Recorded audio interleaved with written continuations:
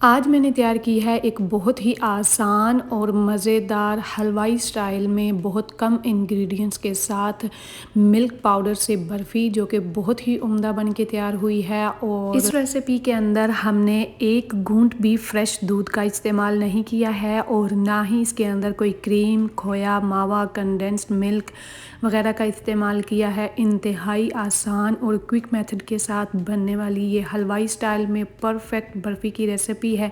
तो बिना time waste किए मैं आपको जल्दी रेसिपी की तरफ ले चलती हूँ। तो सबसे पहले आपने एक हैवी बॉटम फ्राइंग पैन ले लेना है। मैंने ये स्टील का लिया है। इसके अंदर हमने 1/4 कप मैदे का ऐड कर दिया है और इसको हमने ड्राई रोस्ट करना है।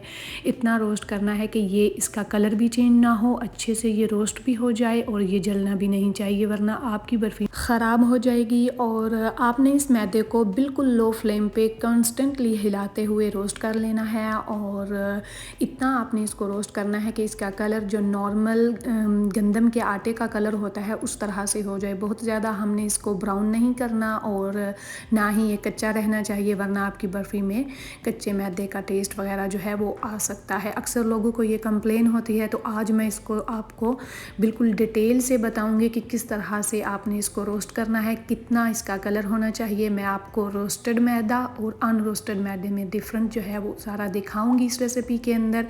तो तकरीबन आपको 5 से 6 और 6 से 7 मिनट भी लग सकते हैं। बिल्कुल लो फ्लेम पे आपने इसको कंटिन्यूसली इस तरह से स्टर करते हुए रोस्ट कर लेना है। तो अब आप देख सकते हैं इसका कलर जो है नॉर्मल गंदम के आटे जैसा हो चुका है, बहुत अच्छी खुशबू आ रही है। तो हमने इसको जल्द अज जल्द एक प्लेट के अंदर निकाल लेना है। तो मैं 1 टेबल स्पून नॉर्मल मैदे का लेके अभी आपको डिफरेंस भी दिखा दूँगी।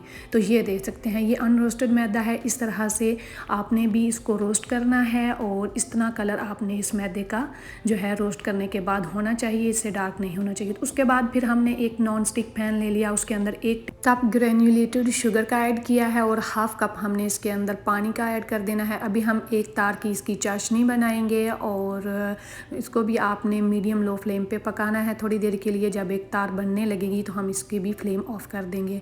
और अभी खुशबू और जायके के लिए इसके अंदर मैंने 1 चुटकी सैफरॉन की ऐड कर दी है। ये टोटली ऑप्शनल है, अगर आपके पास हो तो आप ऐड कर लीजिएगा, अदरवाइज़ आप स्किप भी कर सकते हैं। और साथ ही हमने इसके अंदर 1 टीस्पून रोज़ वाटर का ऐड किया था। और अगर आपके पास रोज़ वाटर या सैफरॉन नहीं है तो कोई मसला नहीं, आप इसके अंदर 1/4 टीस्पून ग्रीन कार्डमम पाउडर का ऐड कर सकते हैं खुशबू के लिए। और साथ ही आप इसके अंदर 2 से 3 ड्रॉप येलो फूड कलर के इसके अंदर ऐड कर दीजिएगा। और फिर आपने इस चाशनी को इतना पकाना है कि इसके अंदर एक तार बनने लगे कुछ इस तरह से। फिर आप उसकी फ्लेम ऑफ कर देंगे और इसको थोड़ा सा आपने ठंडा होने देना है। और जब ये ठंडा हो जाएगा, उबलती हुई चाशनी के अंदर आप ना ऐड कीजिएगा और ना ही आपने चाशनी को बहुत ज़्यादा पकाना है, वरना आपकी जो बर्फ़ी है वो हार्ड हो जाएगी। तो फिर हमने जब ये थोड़ा सा ठंडा हो गया, इसके अंदर रोस्टेड मैदा ऐड कर दिया और 1 cup full fat milk powder का फुल भर के हमने इसके अंदर ऐड कर दिया है। इसको अच्छे से मिक्स करने के बाद फिर हमने इसके अंदर ऐड किया 1 टेबल स्पून देसी घी का और फिर हमने इसको लो फ्लेम पे थोड़ी देर के लिए पकाना है। सारी चीज़ें वैसे ही पकी हुई हैं, लेकिन अच्छे से मिक्स करने के बाद थोड़ी देर मज़ीद इसके अंदर जो भी थोड़ा बहुत मॉइस्चर है वो सारा ख़त्म करेंगे। थोड़ी देर के लिए इसको पकाएंगे। जब ये पैन को छोड़ने लगेगा तो फिर हमने इसको थोड़ी देर के लिए छोड़ देना है इसी तरह। और तकरीबन 4 से 5 मिनट के बाद गरम गरम ही हम एक बर्तन के अंदर शिफ्ट कर देंगे, जिसके अंदर हमने इस बर्फ़ी को सेट करना है। तो अभी आप देख सकते हैं ये अच्छे से सारी चीज़ें इसके अंदर घी और मिल्क पाउडर और मैदा वगैरह जो है वो अच्छे से मिक्स हो चुका है। इसके अंदर गुठलियाँ वगैरह भी नहीं होनी चाहिए। और इस तरह आपने इसको लो फ्लेम पे थोड़ी देर के लिए पकाना है। फिर आप इसको ऐसे ही थोड़ी देर के लिए तकरीबन 3 से 4 मिनट के लिए काउंटर पे छोड़ देंगे तो ये सेट होने लगेगा। ये थोड़ा सा थिक हो जाएगा ये बैटर। और फिर आप इसको गरम गरम को एक बर्तन के अंदर शिफ्ट कर लीजिएगा, जिसके अंदर आपने बर्फ़ी को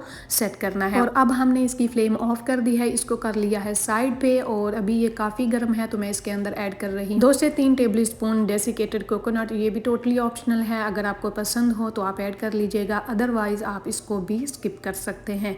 तो अच्छे से मिक्स करने के बाद अभी इसको 2 से 3 मिनट हो गए हैं, हमने इसकी फ्लेम ऑफ करके इसको साइड पे कर लिया था और अभी आप देख सकते हैं कि ये मिक्सचर जो है पैन को छोड़ने लगा है, अच्छे से ये थिक है, अभी गर्म भी है लेकिन उतना गर्म नहीं है।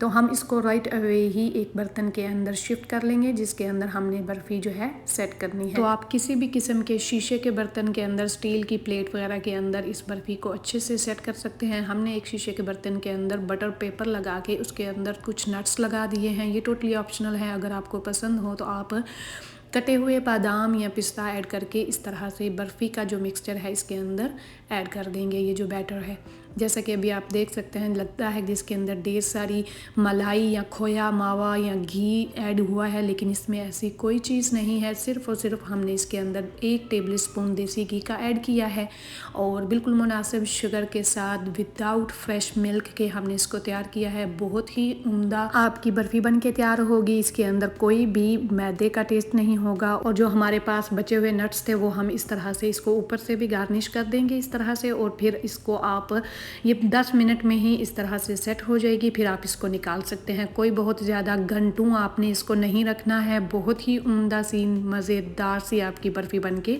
रेडी हो चुकी है। तो एग्जैक्ट मैंने 10 मिनट बाद इसको कट कर लिया और इट्स रेडी टू सर्व। बहुत ही अच्छी, बहुत ही मिनटों में बनने वाली मज़ेदार और कम अज्जा के साथ हलवाई स्टाइल में आपकी बर्फ़ी बन के रेडी हो चुकी है। तो इसका कलर आप देख सकते हैं, बिल्कुल परफेक्ट कलर है, बिल्कुल ही मज़ेदार सी, जैसे काजू कतली होती है बिल्कुल वैसे ही एक बहुत उम्दा सी ये रेसिपी है। ज़रूर ट्राई कीजिएगा। मुझे पूरी उम्मीद है कि ये मज़ेदार और आसान सी रेसिपी आप सबको बहुत पसंद आई होगी। मैंने अपने चैनल पे और भी तरह तरह की मज़ेदार और आसान बर्फ़ी की रेसिपीज़ शेयर की हुई हैं जो कि आप लोगों ने बहुत पसंद की हैं, और जिसके अंदर आपको लौकी की बर्फ़ी, गाजर की बर्फ़ी, बेसन की बर्फ़ी, मोहनथाल बर्फ़ी, मैदे की बर्फ़ी, गुड़ वाली बर्फ़ी वो और मैसूर पाक की बर्फ़ी, ये सारी बर्फ़ीज़ की रेसिपीज़ आपको मेरे चैनल पे मिलेंगी जो कि बहुत कम अज्जा के साथ और बहुत ही परफेक्ट तरीके से, बहुत आसान से तरीके से, बड़ी डिटेल के साथ मैंने आप लोगों को एक्सप्लेन करके वो सारी रेसिपीज़ आप लोगों के साथ शेयर की हुई हैं जो कि आप लोगों ने बहुत पसंद की हैं। और अगर आपने वो रेसिपीज़ नहीं देखी तो मेरे चैनल पे प्लेलिस्ट के अंदर आप वो सारी रेसिपीज़ चेक कर सकते हैं, और मुझे पूरी उम्मीद है कि ये रेसिपी भी आपको बहुत पसंद आएगी। और अगर आपको ये रेसिपी पसंद आए तो प्लीज़ मेरे चैनल को लाइक करें, शेयर करें और सब्सक्राइब करें, और साथ में दिए गए बेल आइकन को ऑन करके ऑल पे क्लिक कर दें ताकि मेरी हर नई आने वाली वीडियो का नोटिफिकेशन आपको सबसे पहले मिल सके।